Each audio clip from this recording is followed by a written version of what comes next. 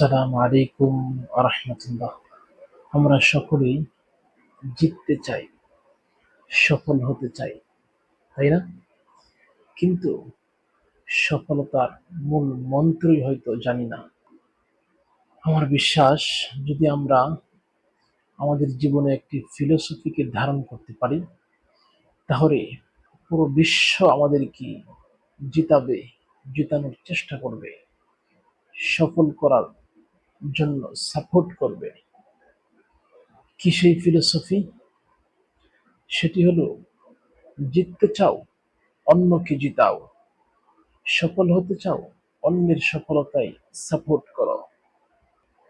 যদি তুমি অন্যকে জিতাও, তাহলে অন্য সবাই মিলে তোমাকে জেতানোর চেষ্টা করবে, তোমাকে সফল করার জন্য সাপোর্ট করবে।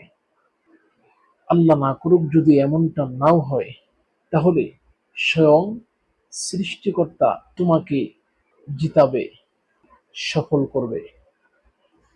আর সৃষ্টিকর্তা যাকে জিতাবেন এবং সফল করবেন, তাকে ঠকানোর কে আছে? আসুন আমরা সেই ফিলোসফিকে ধারণ করি। জিততে চাও, অন্যকে জিতাও।